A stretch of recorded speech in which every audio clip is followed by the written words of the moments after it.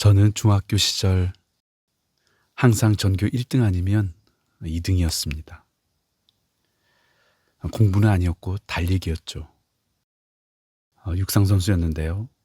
1000m를 달리면 2등과 한 바퀴 차이가 날 정도로 잘 달렸습니다. 그때 저의 꿈은 육상 선수가 되는 것이었습니다.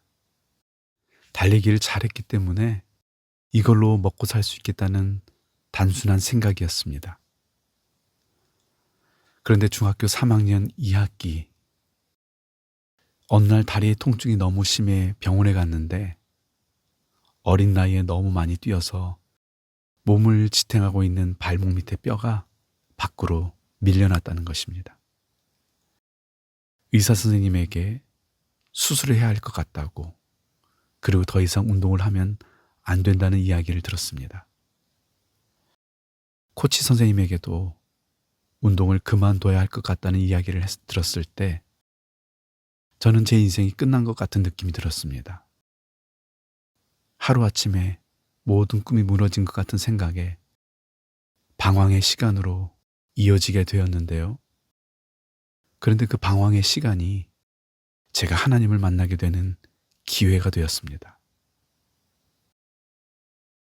우리의 인생에 생각지 못한 폭풍이 밀려올 때가 있습니다. 계획하지 않은 일들이 일어날 때가 있죠. 하나님이 계시지 않은 것 같을 때가 있습니다. 그때 우리는 낙심하게 됩니다. 하나님을 원망하거나 사람들을 비난하는데 우리의 에너지를 낭비합니다. 그렇다면 요셉은 인생의 거센 폭풍 속에서 어떻게 했을까요?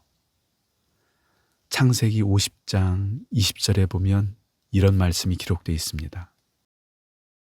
당신들은 나를 해하려 하였으나 하나님은 그것을 선으로 바꾸사 오늘과 같이 많은 백성의 생명을 구원하게 하시려 하셨나니, 당신들은 나를 해하려 하였으나 하나님은 그것을 선으로 바꾸사.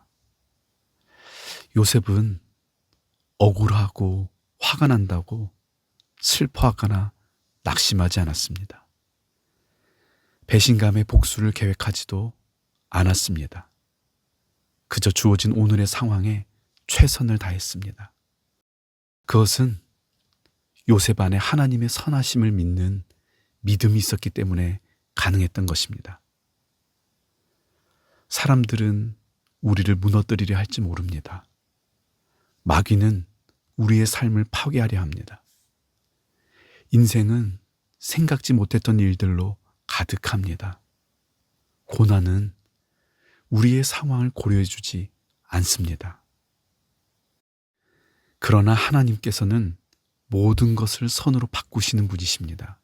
오늘 요셉에게는 그 믿음이 있었습니다. 우리에게도 이 믿음이 필요합니다. 우리의 삶에서 일어나는 그 일들을 바라보면서 거기에 우리 인생을 허비해서는 안 됩니다.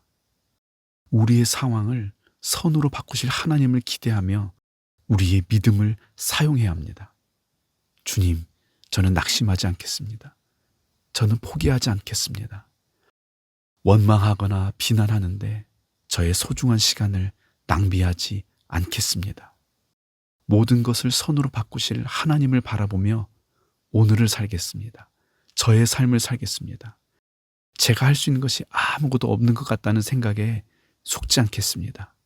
제가 할 수 있는 것이 여전히 많이 있다는 것을 기억하겠습니다. 폭풍 속에서 기뻐하겠습니다. 힘겨운 시간에 감사하겠습니다. 절망 속에서도 소망을 가지겠습니다.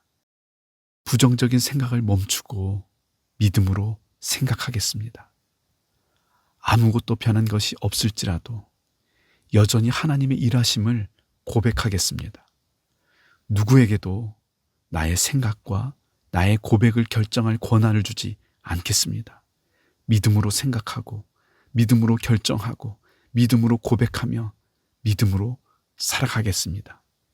이렇게 믿음을 사용할 때 어느 날 우리도 이렇게 고백하게 될 것입니다. 당신들은 나를 해하려 하였으나 하나님은 그것을 선으로 바꾸사